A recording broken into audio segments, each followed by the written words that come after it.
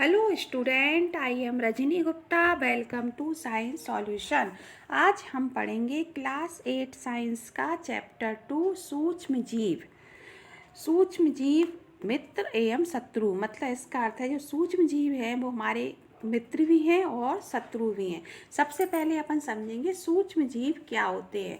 तो सूक्ष्म जीव मतलब इतने छोटे जिन्हें हम अपनी आँखों से नहीं देख सकते, इतने छोटे होते हैं कि इन्हें हम बिना यंत्र की सहायता से नहीं देख सकते हैं। हमने कभी कभी देखा होगा वर्षा ऋतु में ब्रेड या रोटी सड़ने लगती है, उसके ऊपर सफ़ेद और काले धब्बे दिखते हैं और उसे अगर हम आवर्धक लेंस की सहायता से देखेंगे तो उसमें काले रंग की गोल सूक्ष्म संरचनाएं हमको दिखती हैं। तो वो क्या होते हैं बच्चों? सूक्ष्म जीव होते हैं। तो आज हम इस पाठ में सूक्ष्म जीव पर चर्चा करेंगे और सूक्ष्म जीव हमारे मित्र भी हैं, शत्रु भी हैं। इस पर भी अपन इस पाठ में चर्चा करेंगे। सबसे पहले अपन देखते हैं सूक्ष्म जीव 4 प्रकार के होते हैं। सब जीवाणु, कवक, प्रोटोजोआ और कुछ शैवाल, और इसमें विषाणु भी आते हैं। बस थोड़े क्या है, वैसे अपन कहेंगे इन्हें 5 प्रकार के, लेकिन विषाणु क्या होते हैं? परपोषी होते हैं। ये पौधे या जीव जंतुओं के शरीर के अंदर रहते हैं, इसलिए विषाणु थोड़े इनसे अलग होते हैं। इसी प्रकार अपन 5 प्रकार के भी कह सकते हैं: जीवाणु, कवक, प्रोटोजोआ, शैवाल और विषाणु। अब एक एक करके इनके बारे में पढ़ेंगे। जीवाणु, जीवाणु क्या होते हैं? जिसे अपन इंग्लिश में बोलते हैं बैक्टीरिया। क्या होते हैं? ये एक कोशिकीय होते हैं। ये चित्र दिख रहा होगा आपको, ये दोनों ये बैक्टीरिया के चित्र है। जीवाणु तो ये एक कोशिकीय होते हैं। ये मिट्टी, पानी, हवा में पाए जाते हैं और मनुष्यों की बॉडी के अंदर भी पाए जाते हैं। ये इनके आकार कई होते हैं, स्पाइरल होते हैं या क्षणनुमा होते हैं ये बैक्टीरिया। अब आते हैं अपन शैवाल। शैवाल इस चित्र में दिख रहा होगा।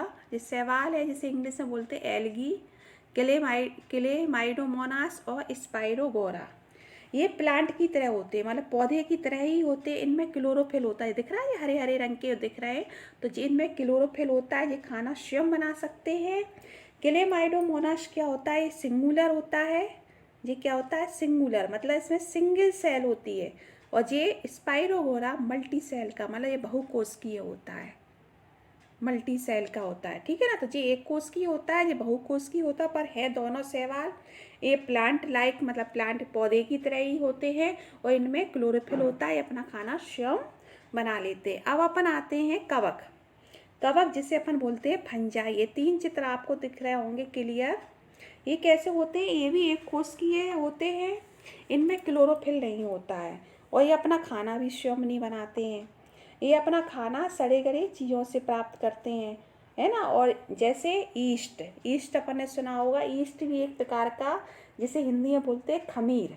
कहते नहीं है जब अपन वो इडली या डोसा बनाते हैं तो दाल चावल को थोड़ा पीस के कुछ समय के लिए रख देते, तो मम्मी के मुंह से सुना होगा इसमें खमीर उठ जाए, तो उसी को अपन बोलते हैं ईस्ट बोलते हैं। तो ये भी एक प्रकार का कवक होता है।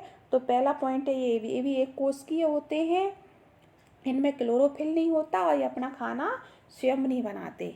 ठीक है। इस उदाहरण है राइजोपस, जिसे अपन ब्रेड मोल्ड बोलते हैं, पेंसिलियम और एस्परजिलस। ये तीनों फंजाई मतलब कवक के उदाहरण हैं। अब अपन पढ़ते हैं प्रोटोजोआ। प्रोटोजोआ क्या होते हैं? ये चित्र दिख रहा होगा, अमीबा पैरामीशियम का चित्र। ये पेपर में बहुत आता है, अमीबा पैरामीशियम का चित्र बनाइए।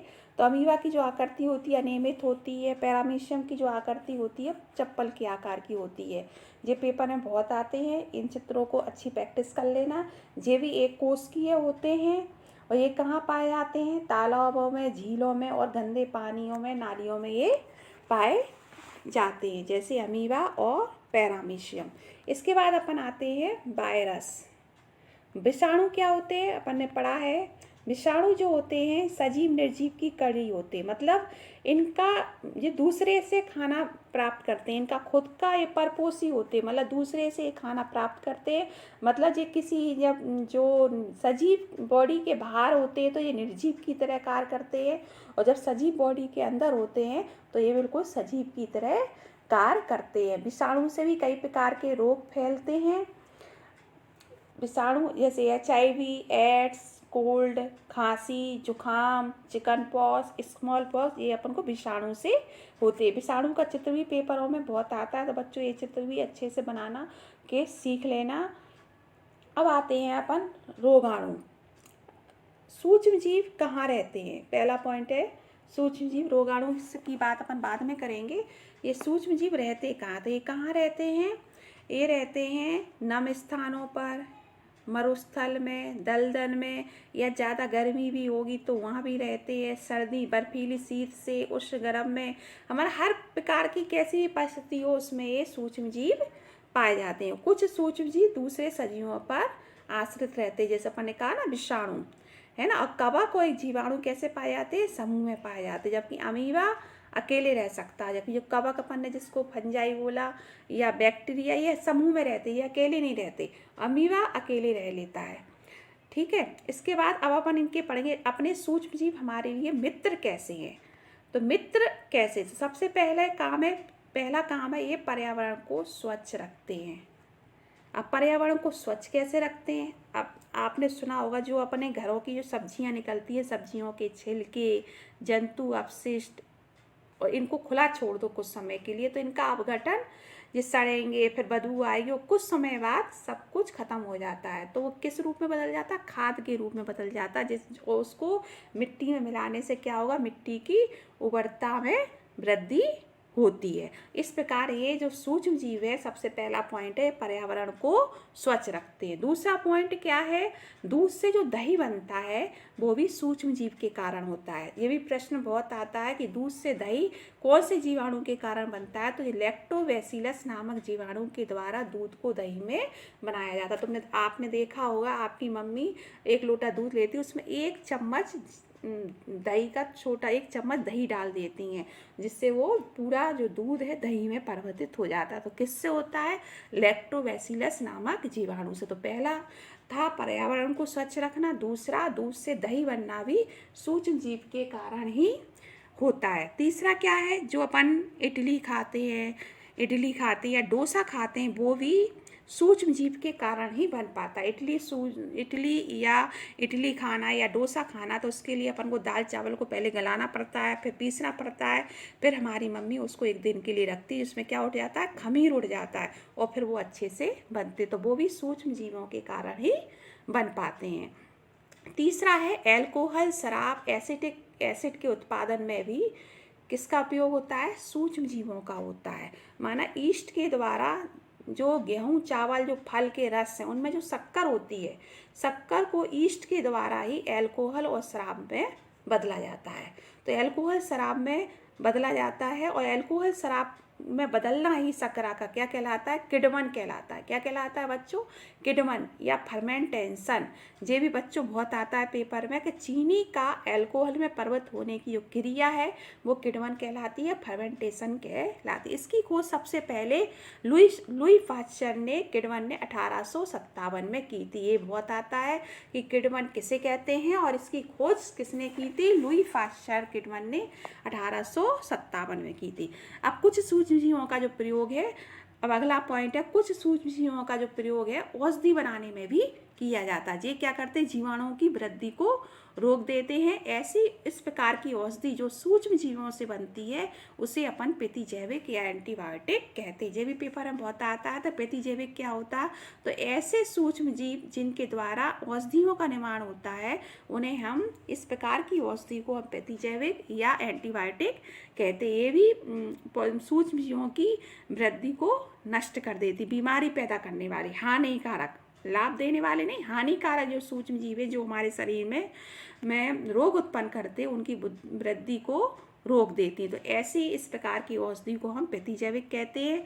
प्रतिजैविक औषधि जैसे स्ट्रेप्टोमाइसिन, टेट्रासाइक्लिन और एरिथ्रोमाइसिन, ये सामान्य रूप से उपयोग की जाने वाली एंटीबायोटिक है। सबसे पहले जो खोज की थी सन 1929 में अलेक्जेंडर फ्लेमिंग ने की थी। इन्होंने फफूंद से पेनिसिलिन बनाई थी। ठीक है बच्चों, ये भी पेपर में बहुत आता है कि सबसे पहले किसने बनाई थी औषधि? तो पेनिसिलिन बनाई थी जीवाणु और फफूंद ये बहुत सारे जो जीवाणु थे फफूंद द्वारा मारे गए थे, हमारे जीवाणु बैक्टीरिया, और इन्होंने किससे मार दिया था उसको, फफूंद फंजाई से मार दिया था। तो इन्हें फंजाई से एक औषधि तैयार की थी जिसका नाम है पेनिसिलिन, और ये किसने की थी, सन 1929 में अलेक्जेंडर फ्लेमिंग ने। ठीक है, इसके बाद अपन आते हैं, एक बात और है, प्रतिजैविक ये है कि अपन को हमेशा डॉक्टरों की सलाह से लेना चाहिए। प्रतिजैविक हमेशा क्या होती है, डॉक्टरों की ही सलाह से लेना। जब हमको ज़रूरत नहीं है, अगर हमने तब ये प्रतिजैविक ले ली तो ये काम नहीं करेगी, और जब हमको ज़रूरत है तब ये बिल्कुल भी काम नहीं करेगी। इसलिए जब हमें ज़रूरत हो तभी ही हमें एंटीबायोटिक लेना चाहिए और डॉक्टर की सलाह से लेना चाहिए। अब अपन आते हैं वैक्सीन। वैक्सीन क्या होती है, टीका क्या होता है। आपने देखा होगा कि आसपास देखा होगा, पोलियो पल्स पोलियो अभियान चलता है तो वह 2 बूंद पिलाई जाती है बच्चों को, छोटे बच्चों को 2 बूंद, तो वो भी एक तरह का टीका है। तो वो क्या, किसकी, पोलियो नामक बीमारी से रक्षा करने के लिए टीका होता है वो। तो टीका क्या करता है, अब टीका होता क्या है, तो जैसे ही हमारे शरीर में कोई बीमारी उत्पन्न होती है तो उससे लड़ने के लिए हम अपने शरीर में इंजेक्शन डालते हैं, तो वो बीमारी अपनी ठीक हो जाती है, तो उसे हम वैक्सीन या टीका कहते हैं। लेकिन कुछ अपना शरीर भी एक तरह से प्रतिरक्षी तंत्र उत्पन्न करता है। जब जैसे ही हमारे शरीर में कोई रोग कारक सूक्ष्म जीव हमारे शरीर में प्रवेश कर जाता है तो उससे लड़ने के लिए हमारा शरीर स्वयं ही प्रतिरक्षी तंत्र उत्पन्न कर देता है ना। लेकिन जब ज़रूरत से ज़्यादा बीमारी हो जाती है तब हमें उसके इंजेक्शन लगाने पड़ते हैं, तब हम ठीक हो पाते। तो ऐसे कई बीमारियों के इंजेक्शन बन चुके हैं। हैजा, चेचक, हेपेटाइटिस आदि बीमारियों के वैक्सीन तैयार हो चुके हैं। सबसे पहले जो टीका बनाया था एडवर्ड जेनर ने बनाया था।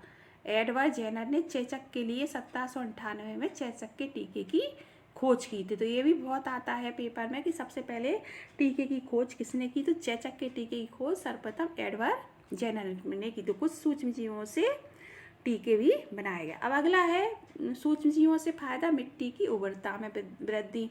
तो कुछ जीवाणु या नीले हरे शैवाल क्या होते हैं, वायुमंडल के नाइट्रोजन का स्थिरीकरण कर देते। अब इसको समझो, नाइट्रोजन का स्थिरीकरण क्या होता है। तो नाइट्रोजन का स्थिरीकरण क्या होता है, अपने पर्यावरण में तो 78% नाइट्रोजन है, पर पेड़ पौधे उसे सीधे नहीं ले सकते, तो उसे अपन को नाइट्रोजनी के यौगिक में बदलना पड़ता है। तो उसका काम कौन करता है, जीवाणु, नीले हरे शैवाल। ये क्या करते हैं, पर्यावरण की जो नाइट्रोजन है उसको नाइट्रोजन के यौगिक में बदल देते हैं, और जिससे पेड़ पौधों में जैसे ही हम पानी डालते हैं तो पानी के साथ वो नाइट्रोजन यौगिक भी पेड़ पौधों के विभिन्न भागों में पहुंच जाता है, जिससे क्या मिट्टी की उर्वरता में भी वृद्धि होती। इसी जैविक नाइट्रोजन का स्थिरीकारक भी कहते हैं। ठीक है, अब आगे होगी बात समझ में, वायुमंडलीय नाइट्रोजन का स्थिरीकरण, और इससे क्या मिट्टी की उर्वरता में भी वृद्धि होती है। अब पर्यावरण का शुद्धिकरण अपन पढ़ ही चुके थे कि पर्यावरण के शुद्धिकरण में भी सहायक हैं। जैसे इसको और क्लियर समझ लेते हैं, अगर हमने 2 गमले लिए, एक गमले में अपन ने अपशिष्ट पदार्थ डाला, सूक्ष्म जीवों का या जंतुओं का पाद अपशिष्ट डाला, और दूसरे में अपन ने क्या डाला, लोहा या प्लास्टिक, ऐसे पॉलीथीन की थैली, ये दूसरे गमले में अपन ने डाले। तो क्या होगा, कुछ समय बाद अपन देखते हैं क्या होता है। तो जो पहला गमला है जिसमें अपन ने अपशिष्ट पदार्थ डाले, सब्जियां के छिलके डाले, तो वो क्या कुछ समय बाद सूक्ष्म जीवों के द्वारा उसका अपघटन हो जाता है, तो वो किस में बदल जाता है, खाद में बदल जाता है। किस में बदल जाता है, पाद अपघटन कर उसे खाद में बदल दिया जाता है, जिससे मिट्टी की उर्वरता शक्ति बढ़ जाती है। लेकिन जो प्लास्टिक है और जो प्लास्टिक, उनमें कुछ भी परिवर्तन नहीं होता है। तो जो सूक्ष्म जीव क्या करते हैं, जो मृत जीव या सड़े हुए पादप हैं या कभी कभी सड़ते हुए जंतुएं हैं, तो उनमें क्या धीरे धीरे वो नष्ट होने लगते हैं, क्योंकि पहले सड़ेंगे फिर बदबू आएगी और कुछ समय बाद वो अपने आप नष्ट हो जाते हैं। तो ये महत्वपूर्ण काम सूक्ष्म जीवों के द्वारा ही होता है। तो आज बच्चों अपन यहीं तक पढ़ते हैं, आपको समझ में आ गया होगा, और पार्ट 2 में मैं इसके आगे का समझाऊंगी। घर पर रहे, सुरक्षित रहे, नेक्स्ट वीडियो में मिलेंगे, बाय।